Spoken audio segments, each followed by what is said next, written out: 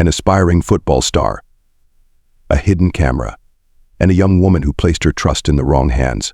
What began as a simple night out, just another evening on campus, turned into a nightmare that would later come to light in a Nashville courtroom, sending shockwaves across the country. Vanderbilt University, a place of achievement and promise, became the setting for a crime too brutal for most to comprehend. And at the center of it all was Brandon Vandenburg, a student and athlete who, along with his friends, would commit acts that would haunt anyone who learned the details. In 2013, this story surfaced, exposing a troubling side to the university's celebrated football program and leaving the public grappling with questions. Vandenburg, a young man known for his talent and charisma, led those around him into actions that defied explanation. This was not an ordinary crime. It was a brutal betrayal, a violation that shook the very idea of trust and safety on campus. How does someone come to commit such a crime? Was it simply the influence of those around him, or did it reveal something deeper about power and choice? What could lead a young man, seemingly bound for success, down a path so dark? Today we delve into the chilling reality of a case that changed lives, as we explore the actions of Brandon Vandenburg, his friends, and the harrowing night that no one could have imagined. If you're captivated by true stories that reveal the unexpected depths of human nature, make sure to hit that subscribe button and turn on notifications so you never miss our latest uploads. Dive with us into the mysteries, the heartbreaks, and the gripping tales that remind us how fragile trust can be. Join us as we uncover stories that linger long after they're told. Let's begin. Brandon Vandenburg was a name that carried weight at Vanderbilt University, a young man whose talents and charisma seemed destined for something remarkable. Coming from a family that had long believed in him, he had everything lined up: talent, opportunity, and a future many could only dream of. Standing at 6 feet with a sturdy build and athletic prowess, Vandenburg was the kind of player who inspired awe on the field. He was recognized for his speed and strength, qualities that not only elevated his game but also placed him in the spotlight among his peers. To many, he was more than just an athlete, he was a symbol of potential. But beneath this promising exterior lay aspects of Vandenburg's personality that would soon come into question. Those who knew him best sometimes spoke of his intensity, his single-minded focus on winning, not just in sports but in life. He craved success and was willing to push boundaries to get there, a drive that made him both admired and, to some, intimidating. His charm didn't end on the field. Vandenburg had a presence that captured attention in social settings too. At parties and gatherings, he was known to be the life of the event. Friends and acquaintances were drawn to him, inspired by his ambition and his easy confidence. But that confidence sometimes veiled a competitive edge that, while admired by many, also raised questions about his judgment and the lengths he might go to stay in control. To his friends, he was a leader. To his coaches, a promising athlete. But for Brandon Vandenburg, being a winner was everything, and he couldn't stand the idea of being second best. And then there was the young woman who trusted him. She saw Vandenburg as someone kind, trustworthy, someone who would look out for her. Their connection began as many do, a chance meeting, a friendship that blossomed into something more. She saw in him a protector, someone who offered her a sense of security and comfort. In her eyes, he was someone worth knowing, a person she could count on. Their relationship grew with every conversation, every shared moment. She felt safe with him, unaware that this bond would soon become something very different. As she spent more time with Vandenburg, her confidence in him deepened. He seemed so secure, so capable. She could relax around him, let down her guard, because he made her feel that she was safe in his presence. She believed in the best of him, never questioning his intentions, never imagining that he was capable of betrayal. To her, he was a friend, a confidant. She had no reason to believe otherwise. But there were others who would join him in actions that would shock even those who thought they knew him best. They were his teammates, young men with promising futures, who shared his passion for football and his desire to excel. Each of them had their own ambitions, their own dreams of making it big. And yet, on that night, they became part of something that would taint everything they had worked for. Among them was Corey Beatty, another talented player with a future as bright as Vandenburg's. Beatty, known for his dedication to the sport, had been a respected figure on the field. He was determined, focused, driven by the same ambition that propelled so many of his teammates. But in that moment, he made a choice that would follow him forever. Then there was Brandon Banks, another teammate, a young man whose life would be forever changed by a decision that could never be undone. Like the others, Banks was part of the university's football team, a place where discipline and teamwork were paramount. But that night, discipline gave way to something else entirely, a choice that would stain his reputation and leave him questioning who he had become. And finally, there was Jaborian Tip McKenzie. A player with his own hopes and dreams, McKenzie was no stranger to the camaraderie and loyalty that defined his team. Yet, when faced with a choice, he went along, following the lead of those he trusted, stepping into a role he would later regret. Each of these young men, driven by ambition and loyalty to one another, became part of a crime so devastating that it would cast a shadow over their lives forever. As we delve into this story, we see individuals, each with a future, each with potential, who in a moment allowed their actions to reshape their lives in unimaginable ways. These were young men who had everything, who could have become anything, and yet, in a single night, they made choices that would forever define them. And at the center of it all was Brandon Vandenburg, the leader, the friend, the young man who seemed to have it all until he lost everything. It was a typical evening on the Vanderbilt campus, a night filled with the energy of young students letting loose, celebrating the highs and shaking off the lows of college life. Bars and social gatherings dotted the city, with students spilling onto the streets, laughing, mingling, and enjoying the freedom of youth. The university was alive with the sounds of celebration, the buzzing excitement that comes with the weekend, and the escape from academic pressures. Amidst this scene, Brandon Vandenburg and his friends prepared for a night that, to anyone watching, might have seemed like any other, except that this night would turn into something chilling, a night that would change everything. As the evening unfolded, Vandenburg joined the crowd, the confident young athlete with everything going for him. He walked through the party scenes with a casual swagger, nodding at familiar faces, sharing laughs, and engaging with his friends as they made their way to the bars. The atmosphere was charged, a mix of alcohol, excitement, and the thrill of being young. And with each passing drink, the energy around him seemed to heighten, pulling him further into the haze of the night. Vandenburg was in control, or at least he appeared to be. To those around him, he was simply having a good time, blending into the lively crowd. But in his mind, the night was becoming something else. There was a shift, a gradual change in his intentions. He had a plan, a vision for how the night would unfold, one that involved pushing boundaries, crossing lines, and dragging others into choices that could not be undone. Somewhere along the way, he met her, the young woman who trusted him, who believed in his good nature, and who saw him as someone she could rely on. They had been close, their relationship having grown over time, and she felt safe in his company. He greeted her warmly, engaging her in conversation, making her feel comfortable and secure.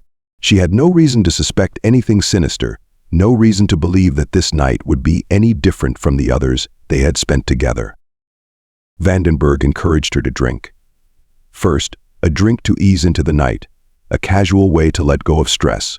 She took it, smiling, and joined in the festive atmosphere. But he didn't stop there. He continued to offer her drink after drink, each one carefully timed, each one filling her with a sense of warmth and relaxation. He laughed, he joked, he created an atmosphere where she could feel at ease, trusting that she was in good hands. But with each drink, her awareness faded, and her ability to stay alert slipped away. As the night wore on, the drinks continued to flow, and with each one, her control weakened. Vandenburg watched as she began to lose her sense of balance, her laughter becoming softer, her movements slower. She was unaware of the transformation taking place, oblivious to the fact that the person she trusted was guiding her down a path from which there would be no return.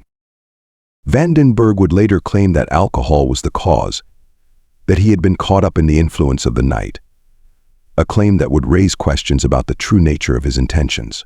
He argued that the drinks had clouded his judgment, that he wasn't himself. But as the events of that night would later reveal, his actions were too deliberate, too calculated to be dismissed as a simple lapse in judgment.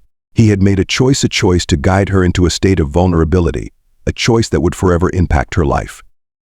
How far can alcohol be an excuse?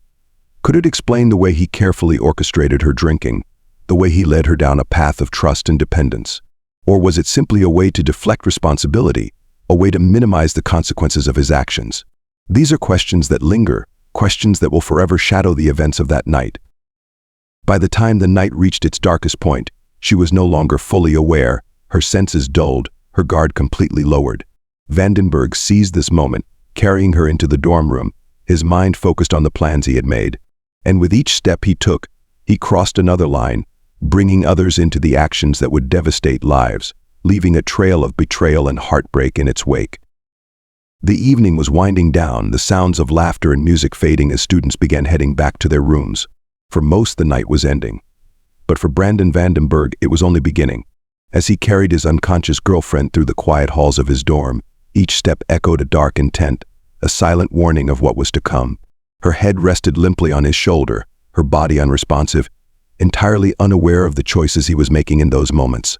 She had trusted him completely, but in her vulnerable state she was now at his mercy, unaware of the danger she was in.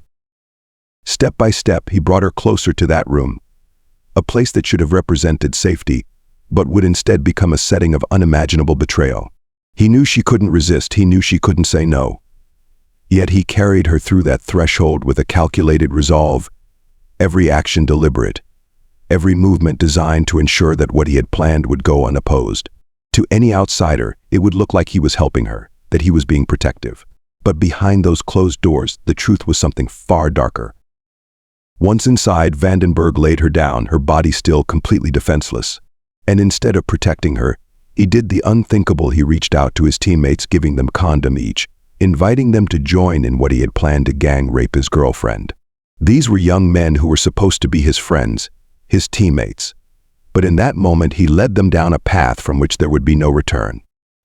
They entered the room one by one, their laughter and excitement a twisted contrast to the silence of the woman who lay there, unaware of what was happening around her. After depositing his girlfriend on the floor, he encouraged his friends to rape the woman. Vandenburg began to watch porn while trying to give himself an erection. The 30-minute attack ended with Beatty peeing on the woman and Vandenburg assuring the men everything would be fine, while flushing their condoms down the toilet, claiming he knew of someone who beat a rape case by disposing of their prophylactics in the same manner. Vandenburg encouraged them, coaxed them into actions that defied humanity. He was no bystander, he was the orchestrator, guiding them, egging them on, as if it were a game.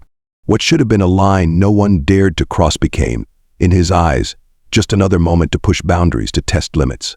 Each of them was faced with a choice, and under his influence they made decisions that would haunt them forever.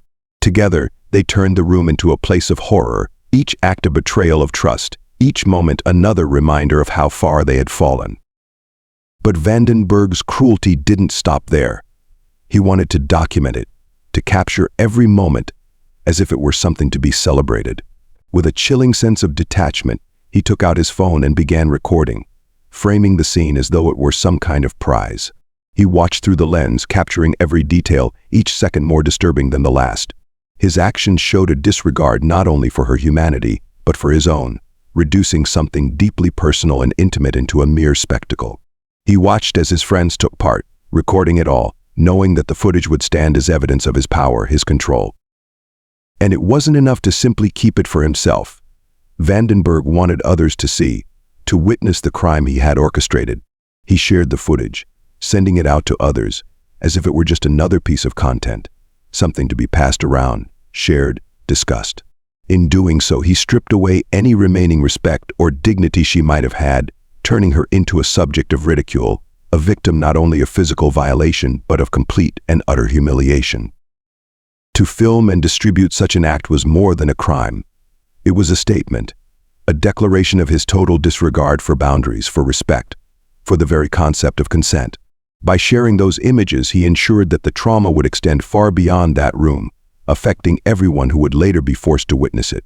And in that moment, Brandon Vandenburg made clear how little he valued the life, the dignity, of the woman who had trusted him the most.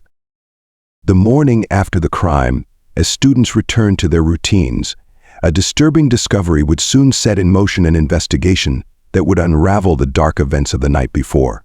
It began when a university staff member noticed unusual behavior on a surveillance camera and reported it to campus security. What started as a routine review soon revealed something far more sinister, a trail of evidence that would lead detectives through a maze of betrayal, violence, and deception. When police officers arrived, they immediately launched into a detailed examination, meticulously searching the dorm room and gathering any evidence that might shed light on what had happened. Physical traces were everywhere: fingerprints, DNA, and the haunting scene itself. But what came next was undeniable: the video footage.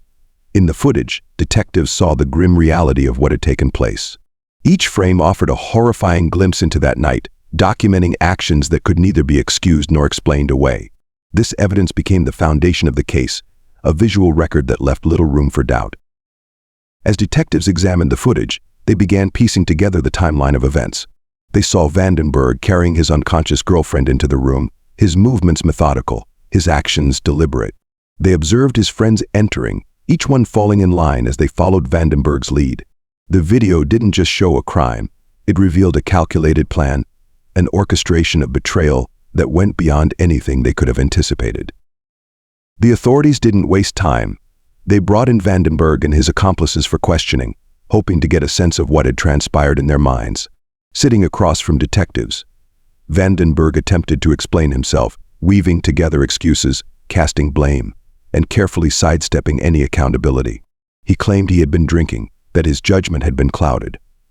But to the detectives, his words rang hollow, a feeble attempt to shift responsibility away from himself. His initial statements were evasive, full of half-truths and empty justifications. He seemed to think he could talk his way out, as if words could erase what he had done. One by one, his friends were questioned, each facing the weight of the evidence against them. Some sat in silence, their faces pale with realization as they understood the depth of their involvement. Others tried to rationalize, offering excuses that dissolved under scrutiny. Their words revealed a mixture of guilt, fear, and desperation, a chorus of conflicting emotions as they grasped for any way to lessen their culpability. But the footage, the physical evidence, and the testimonies painted a clear picture, one that no amount of evasion could alter. Meanwhile, as the news of the investigation spread, friends and family members of those involved struggled to process the unthinkable. Parents who had once been proud of their children's achievements now faced a different reality, grappling with the fact that the bright futures they had envisioned were now overshadowed by scandal and crime. Vandenburg's family, who had always seen him as the golden child, the one destined for greatness, was forced to confront a version of him they never thought possible. In quiet interviews, they expressed disbelief, horror, a deep sense of betrayal. They questioned where things had gone wrong, how the young man they had raised could be capable of such actions. Friends of the victim, on the other hand, spoke of their shock and sorrow. Those who had seen her that night, laughing, enjoying herself, were devastated to learn what had happened. They couldn't reconcile the image of their friend, someone kind, full of life, trusting with the reality of her violation. Their voices cracked as they shared memories, expressing guilt for not seeing the signs, for not protecting her from someone they had also trusted. Their statements brought an emotional weight to the case, a reminder that this was not just a story about evidence and crime, but about lives forever altered. The investigation became a relentless pursuit of truth, as detectives pored over every detail, scrutinizing every statement, every piece of evidence. The forensic team analyzed DNA samples, fingerprints, anything that could solidify the case. Every discovery added another layer to the narrative, a brutal reminder of the crime's reality. Piece by piece, they built a case that would lead to justice. And as the weight of the evidence became insurmountable, the full horror of that night came into focus: a crime documented, a betrayal that could not be undone, and the chilling truth captured in every frame. When the case reached the courtroom, the details of that night were laid bare, turning the trial into a gripping display of justice, deceit, and profound betrayal. The charges brought against Brandon Vandenburg were severe: 5 counts of aggravated rape, 2 counts of aggravated sexual battery, and unlawful photography. These charges were backed by a mountain of evidence: video footage, testimonies, and forensic data that painted a stark picture of what had happened. In the courtroom, each day revealed new layers of Vandenburg's actions, and the weight of his betrayal loomed heavily over the proceedings. Presiding over the case was Judge Monty Watkins, a figure known in Nashville's legal community for his methodical approach and measured decisions. Judge Watkins had a reputation for fairness, for weighing each case carefully before issuing a judgment. As the evidence was presented, Watkins listened intently, watching as the prosecution laid out the disturbing details. He was faced with a decision that would not only affect Vandenburg's life but would serve as a statement on accountability and justice. Ultimately, his judgment would reflect a careful balance between the demands of the law and the gravity of the crime. The victim herself took the stand, her voice steady yet filled with pain. She recounted her last memories from that night, sipping a blue drink at the bar, Vandenburg by her side. Her last moments of trust before everything went dark. She testified that her next memory was waking up in his bunk bed, her body covered in bruises, with a sickening feeling of uncertainty and dread. She recalled asking Vandenburg what had happened, confused by the bruises, by the gaps in her memory. Vandenburg told her she had gotten drunk, that he'd spent the night taking care of her, and that she had been sick in his room. In her testimony, she recounted feeling embarrassed, even apologizing to him for what she thought was her own behavior. He told me that I had gotten sick in his room and he had to clean it up and that it was horrible, and that he had to spend the whole night taking care of me, she said in court. She recalled apologizing, feeling humiliated for what she believed she had put him through, unaware of the truth. But that truth would soon surface in a way that shattered her sense of trust and safety entirely. A few days later, she was contacted by the police. They had discovered footage from that night, evidence that would make her relive the horror she couldn't remember. In the video, she saw herself, unconscious, brutally assaulted by Vandenburg's friends Corey Beatty, Brandon Banks, and Jaborian McKenzie. It was a moment of complete devastation as she realized the extent of what had happened, how deeply she had been betrayed by someone she trusted. And even then, Vandenburg showed no remorse. He sent her a text message after she had viewed the video, saying, "Oh great, this is such a mess. I'm never helping anyone get home ever." A chilling message that only underscored his lack of empathy and failure to accept responsibility. When questioned by police, Vandenburg's first instinct was to lie. He claimed he had simply asked his teammates to help him put his girlfriend to bed because she was too drunk to manage on her own, insisting that they were in the room for no more than a minute. But this story quickly unraveled. Surveillance footage revealed the truth. Vandenburg and his friends had carried her from the car, dragging her limp body into the building, taking pictures of her with their phones, and treating her with a callous disregard for her humanity. Confronted with the footage, Vandenburg changed his story. Now he claimed that while the assault had occurred in front of him, he had not participated and was powerless to stop it. "She got sexually assaulted right in front of me and I didn't do anything," he told police. "I should have called someone. They deserve to go to jail." But this story also fell apart when investigators spoke with McKenzie and two of Vandenburg's friends from California, who disclosed that Vandenburg had actually sent them the disturbing footage. His repeated attempts to deflect blame and evade responsibility left little doubt of his involvement and his moral failings. As the trial drew to a close, the courtroom fell silent as Judge Watkins delivered his sentence. After weighing the evidence and considering the victim's harrowing experience, he issued Vandenburg a sentence of 17 years, in prison, less than the maximum possible, but still a stark reminder of the consequences of his actions. The victim herself gave a powerful impact statement, her words resonating through the courtroom. "The minimum sentence is not enough for what this man did to me," she said, conveying the depth of the trauma she would carry for the rest of her life. Vandenburg, for his part, stood and offered an apology that rang hollow. He blamed alcohol, saying it had clouded his judgment, that he was ashamed of his actions, but never fully acknowledged the horror he had orchestrated. His words were met with a cold silence in the courtroom, a silence that spoke louder than any response. The reality was clear. No amount of apologies could undo the betrayal, the violence, or the scars left on the life of the young woman who had once trusted him. As the story unfolded across television, print, and social media, people from all walks of life weighed in, voicing their anger, sadness, and frustration. The case was dissected in opinion pieces and talk shows, analyzed on news channels and in classrooms, becoming a focal point for discussions on consent, campus safety, and the responsibilities of universities in safeguarding students. How could a campus that prided itself on excellence and integrity harbor such a crime? And why was there no system in place to protect victims, to ensure that those responsible were held fully accountable? The impact of the case rippled through society, sparking conversations on college campuses across the country. Students, parents, and university administrators alike grappled with the implications. The topic of consent took on a renewed urgency, with many recognizing the need to redefine and clarify boundaries in an age where assumptions and blurred lines could lead to devastating consequences. Campus safety became a priority, as students demanded more transparency, stronger protections, and a commitment from universities to prevent crimes like these from happening in the future. At Vanderbilt, the case became a source of deep reflection, challenging the institution to confront uncomfortable truths about its role in fostering an environment where such behavior could take place. Many called for reforms, for mandatory education on consent and respect, for tighter regulations around alcohol and social activities, and for support systems that empower victims rather than leaving them to bear their trauma alone.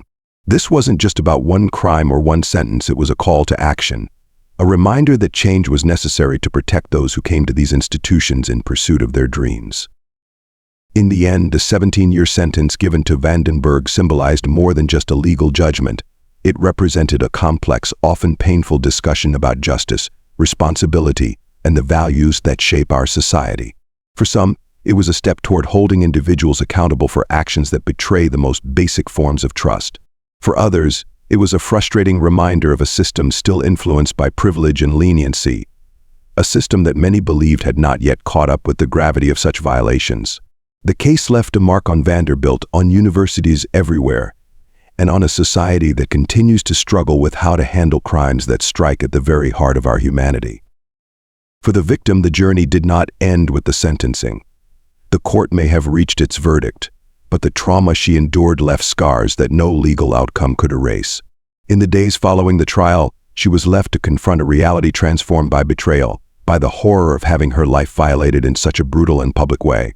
Every relationship, every moment of trust, every place she had once felt safe was now colored by the memory of what happened that night. The psychological toll was enormous, reshaping her sense of self, her view of others, and her place in a world that suddenly seemed less kind, less forgiving. For her, moving forward meant facing a daily struggle to rebuild her life while carrying the weight of an experience she had never asked for, but one she could not escape. Friends and family did their best to support her, to remind her that she was more than what had happened. But no words, no gestures could fully lift the pain she carried. As she attempted to rebuild her life, she was constantly reminded of the assault, whether through news reports, social discussions, or her own efforts to process the trauma.